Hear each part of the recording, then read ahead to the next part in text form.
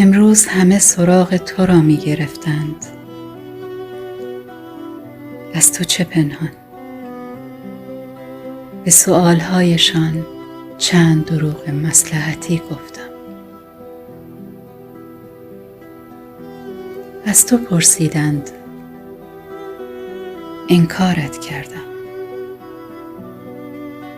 از چشمهایت و اینکه مخاطب شعرهایم کیست.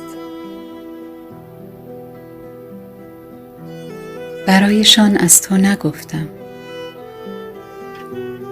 راستش را بخواهی ترسیدم دلبر جان. اگر از چشمهای تو می گفتم،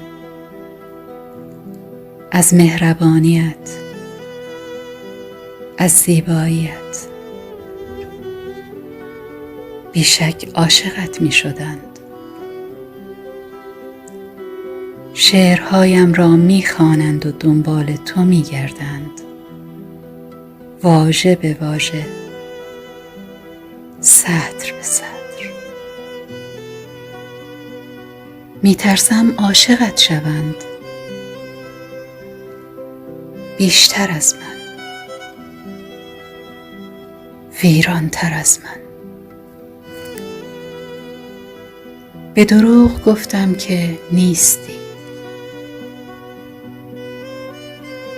گفتم که یک خیالی. می خندم، مگر جز این است؟ تو رفته ای و من ماندم.